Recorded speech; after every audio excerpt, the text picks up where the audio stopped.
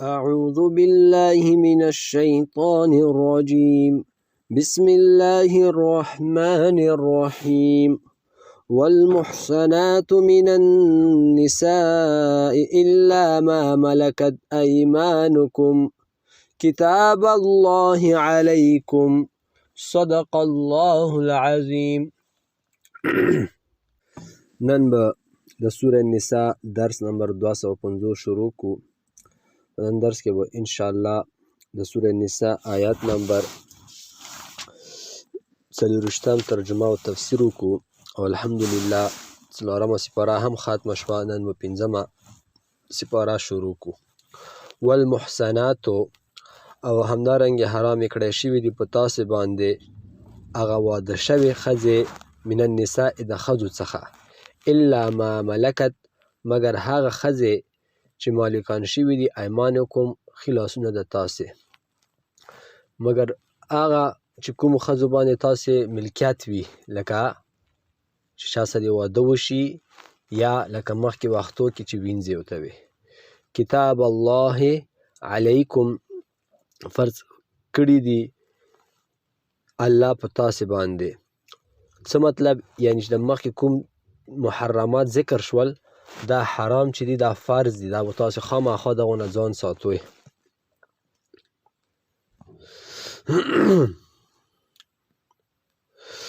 یا کتاب الله کتاب د الله کې دي علیکم په تاسې باندې.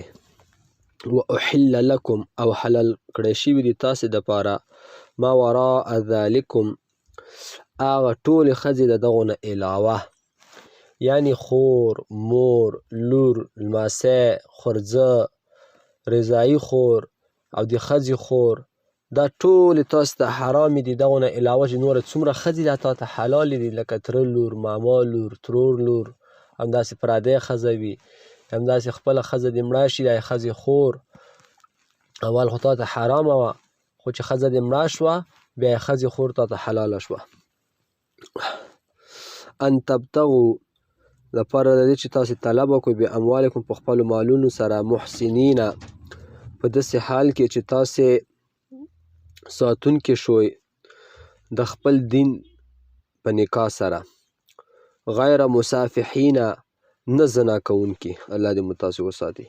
فما استمتعتم پس هر هغه ښځه چې نفع واخسته تاسې بهي په هغه ښځې سره، یعنی تاسې نفع واخسته هغه ښځو نه بهي د ښځو نه د نکاح سره منهن د هغو ښځو نه فآتوهن نو تاسې بیا ورکړو د هغو ښځو ته اجورهن هغه مهر د دوی فریدتن چې فرض کړی شوی ده په تاسې باندې. ولا جناح علیکم او نشته ګناه په تاسې باندې ای میړونو، ای خاوندانو او ای ښځو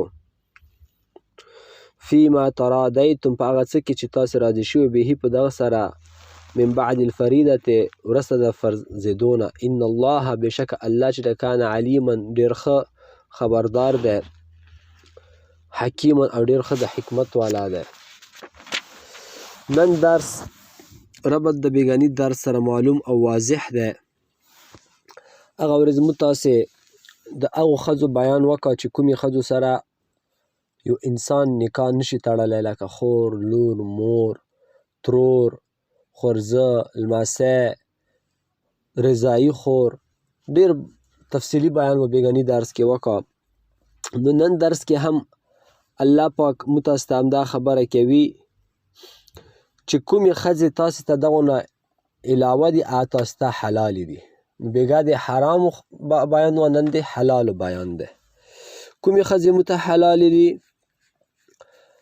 هغه ترور لور، ماما لور، تره لور، همداسې نوره چې څومره پردۍ ښځې دي، همدارنګه مخکې وختو کې به وینځې وې، جنګ کې به یې کفارو ښځې ونیولې هغه تا ته حلالې دي.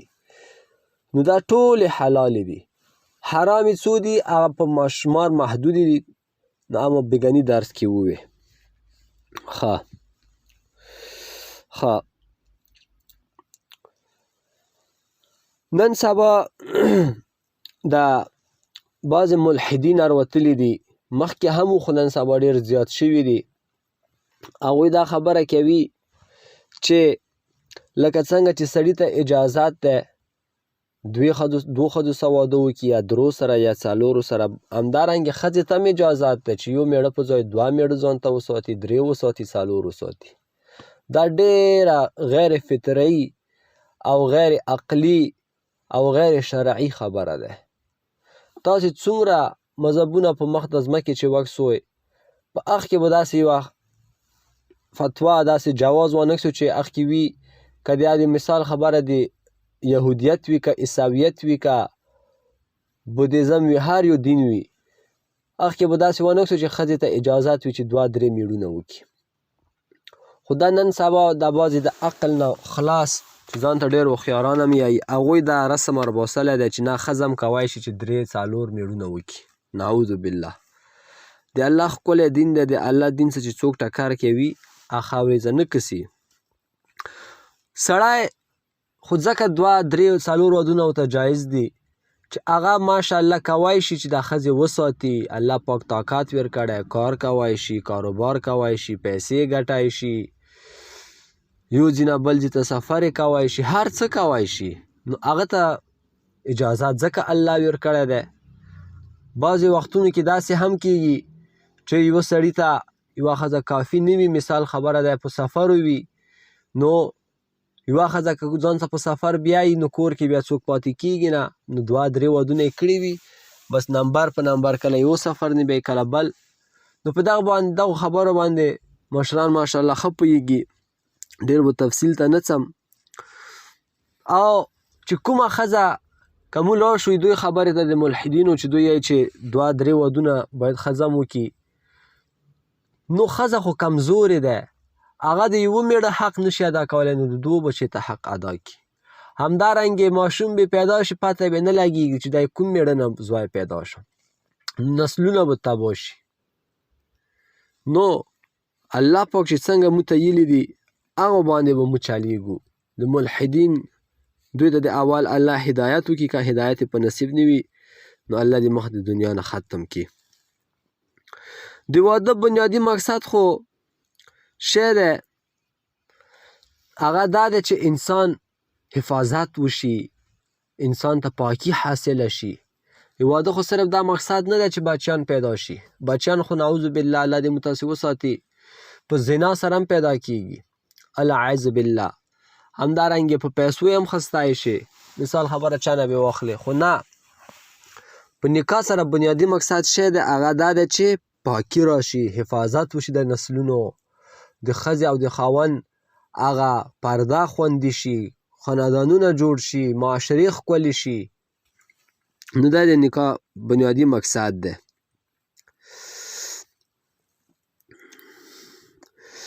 الله پاک موږ ته ویلي دي او هغه ښځې په تاسې باندې حرامې کړی شوي دي چې هغوی واده کړی وي.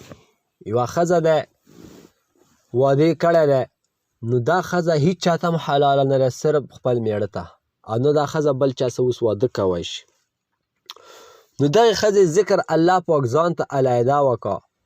داسې نه چې اوس ته ووایې چې دا خو پردی ښځه ده، نه ما خور ده، نه مې لور ده، نه مې ترور ده، نه مې خورزه ده، بس دغې سره زه واده کوم. نه، هغې خو اول نه یو مېړه شته دی، ته ورسره واده نشي کولی.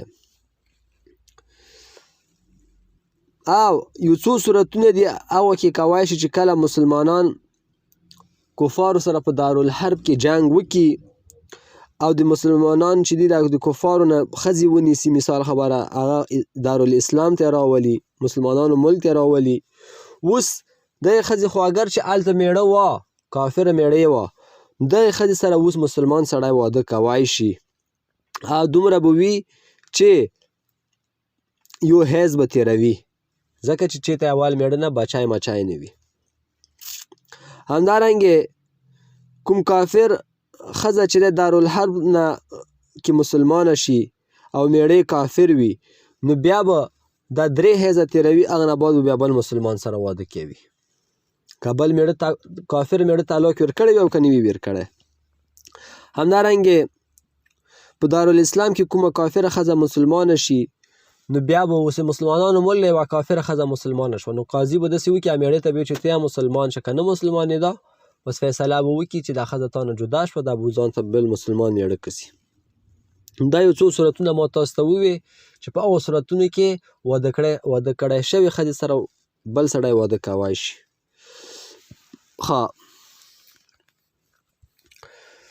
دغه نه بعد واحل لکم ما وراء ذلکم، یعنی دغو حرامو کړی شوو ښځو نه علاوه نوره تاسو ته ټولې ښځې حلالې دي. مثلا د تره لور، خاله لور، ماما لور، همدارنګې نوره څومره پردۍ ښځې وي یا د ښځې خور چې تا خپله ښځه مړه شي نو خور سره واده کوی شي. همدارنګې یو وړکې ته په هغه دې نیولی ده مثال خبره.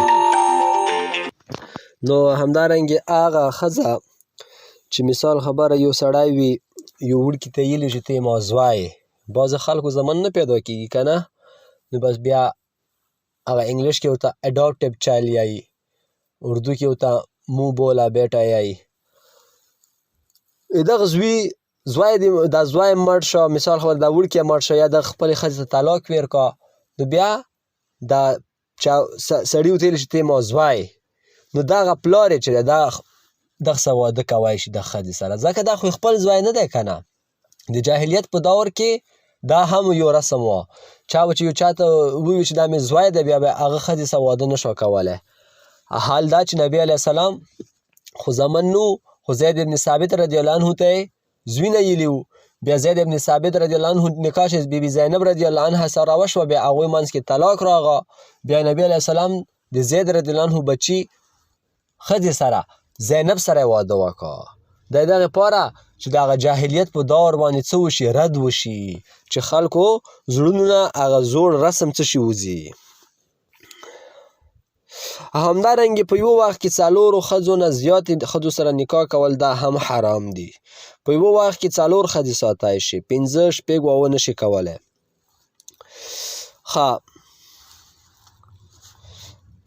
ان تبتغوا باموالکم، چې تاسو طلب وکړئ په خپلو مالونو سره د چا د ښځو، مطلب دا یعنی حلال طلب به کوئ. څنګه؟